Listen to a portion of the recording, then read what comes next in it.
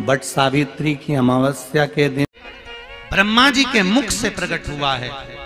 सौभाग्यवती नारियां अखंड सौभाग्य के लिए बट सावित्री का व्रत आप लोग करते होंगे, कई लोग अखंड सौभाग्य के लिए करेंगे, क्योंकि इस बट के पेड़ के नीचे भगवान विष्णु शंकर जी से विनती करे थे वर के लिए, इसलिए अखंड सौभाग्य का देने वाला जिसका प्रॉपर्टी का झगड़ा चल रहा हो, अदालत में कोई केस चल रहा हो, किसी भी चीज का केस, अदालत में अगर किसी भी चीज की अगर केस चल रहा है तो बड़ के पत्ते के ऊपर बालू मिट्टी का शिवलिंग बना, बालू रेत का, बड़ के पेड़ के नीचे ही उसकी पूजन करें, उस पे 3 चम्मच दही चढ़ा दें, अपनी मनोकामना कर कर दही चढ़ाकर उस दही को चम्मच में वापस लेकर जाए, शंकर जी की पूजन कर कर उसको विसर्जन करें। वो दही जो लेकर आए, जब अदालत कार्रवाई हो और आप केस के लिए अदालत में जाएं, उसको चंदन में मिलाकर तिलक कर कर जाइए, आपका काम विजय प्राप्त होगी, काम फतेह हो जाएगा। बटकेश्वर महादेव का स्मरण करने से कार्य की सिद्धि होती है। जिस बच्चे का एग्जाम में पास नहीं हो रहा हो, अच्छे नंबर नहीं आ रहे हो, वो भी इस दही का तिलक लगाकर जा सकता है। बटकेश्वर ऐसे भगवान शिव विराजमान हैं। 16 श्रृंगार में नारी के हाथ की चूड़ी का कलर अलग हो सकता है, चूड़ी की डिजाइन अलग हो सकती है, चूड़ी अलग हो सकती है, चूड़ी महंगी सस्ती हो सकती है, मंगलसूत्र की कीमत ऊंची नीची हो सकती है, पांव की बिछुड़ी की कीमत ऊंची नीची हो सकती है, कान के कुंडल की कीमत ऊंची नीची हो सकती है। तुम्हारे शरीर पर जितने जितने 16 श्रृंगार हैं उसकी कीमत ऊंची नीची हो सकती है। केवल मंगलसूत्र की डिजाइन बदल सकती है, नाक की लौंग की डिजाइन बदल सकती है, कान के बुंदे की डिजाइन बदल सकती है, हाथ की चूड़ी की डिजाइन बदल सकती है, पांव की पायल की डिजाइन बदल सकती है।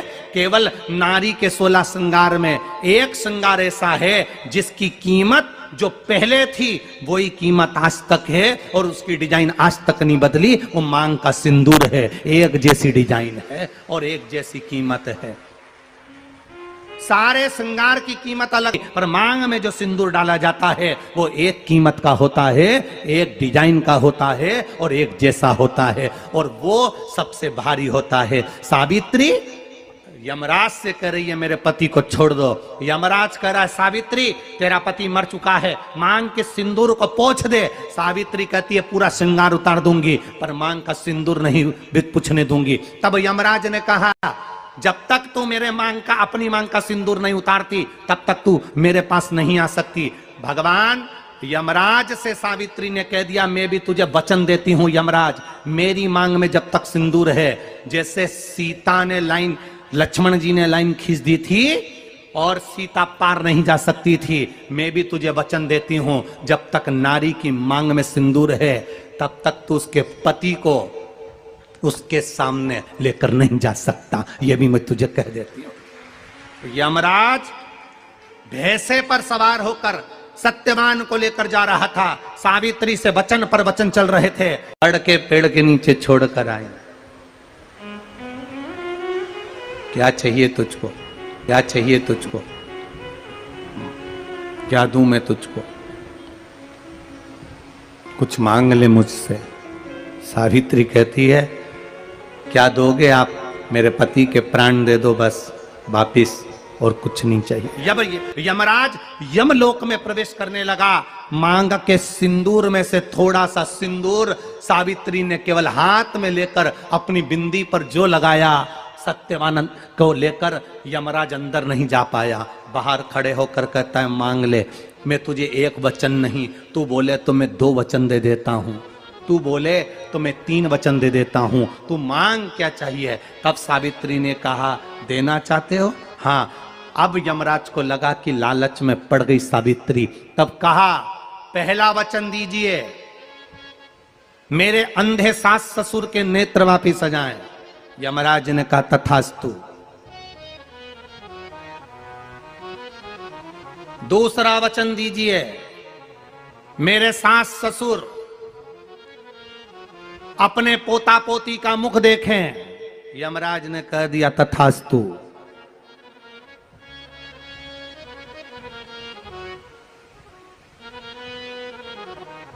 जाओ।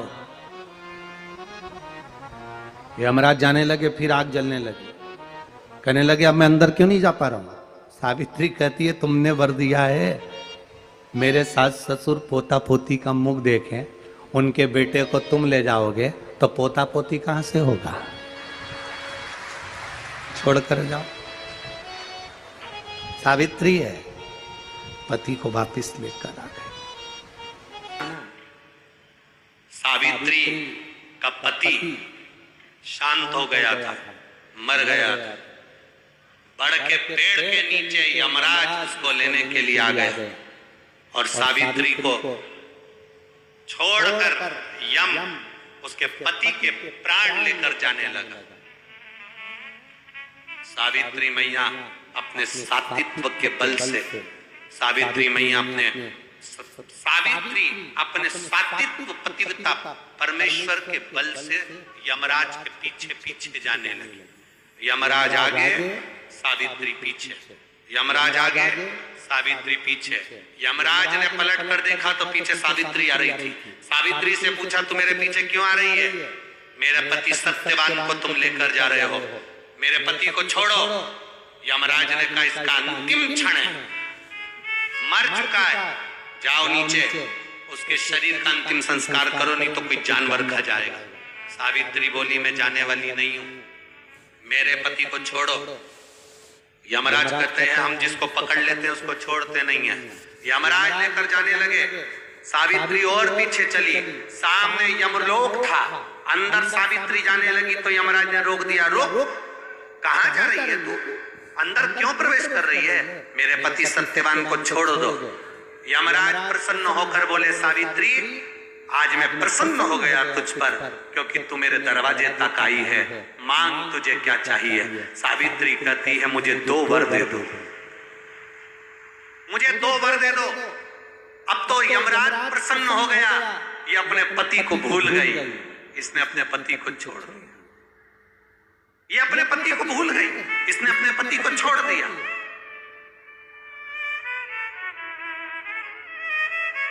और इसने अपने पति को छोड़ दिया।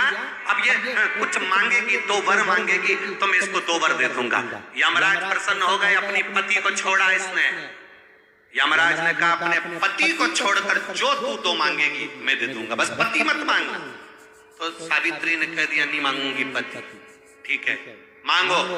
सावित्री ने कहा पहला वर दीजिए, मेरे सास ससुर की आंख में रोशनी नहीं है, उनकी आंखों से दिखता नहीं है, बस इतना सा वर दे दो, उनकी आंख की रोशनी आ जाए और वो अपनी गोद में अपने पोते को खिलाएं, बस ऐसा वर दे दीजिए। यमराज प्रसन्न हो गए, इसने पति नहीं मांगा, तथास्तु। अब यमराज ने कहा दूसरा वर मांगो। सावित्री बोली दूसरा वर दे दीजिए, मेरे सास ससुर आज तक कोई तीर्थ करने नहीं गए, मेरे सास ससुर का जो बेटा है वो उनको तीर्थ कराए, बस ये वर दे दो। यमराज ने कहा इसने अपने पति को नहीं मांगा, तथास्तु। अब यमराज ने कहा जा सावित्री के कहां जाऊं? आपने कहा था मेरे सास ससुर जब आंखों से रोशनी पाए अपने पोते को खिलाएं, पति तुम ले जाओगे तो पोता आएगा कहां से? पति तुम ले जाओगे, पोता कहां से आएगा? और यदि मेरे सास ससुर के बेटे उसको तीर्थ कराए तो मेरा पति अगर तुम ले जाओगे तो उनका बेटा ही तो है, तीर्थ कराएगा कौन? यमराज प्रसन्न हो गया, उसने उस सत्यवान को वापिस लौटा दिया। वो सत्यवान सावित्री। तो जितने भी यहाँ पर मेरे जीजा उन बैठे हैं और जितने आस्था चैनल पर कथा सुन रहे हैं, जितने मोबाइल पर कथा सुन रहे हैं, तुम अपनी पत्नी को कभी हल्के में मत लेना, बिल्कुल हल्के में मत लेना।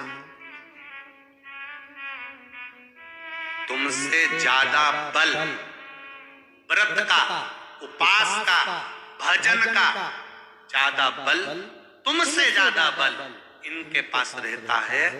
तुम सोचो कि बोल रहे हो कि मैं मंदिर में हूं, उसको बिना घंटी के घंटी बजती है दिमाग, वो तुरंत पहचान जाता,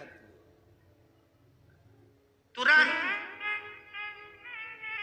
अपने पति को धर्म पत्नी अच्छे से जानती है कि ये झूठ बोल रहा है, ये गलत बोल रहा है, तो भी वो उसको स्वीकार करती है। उसी तरह परमात्मा को मालूम है कि ये झूठ बोल रहा है, उसके बाद भी वो स्वीकार कर कर यहां तक बुला रहा है, ये उसको मालूम है।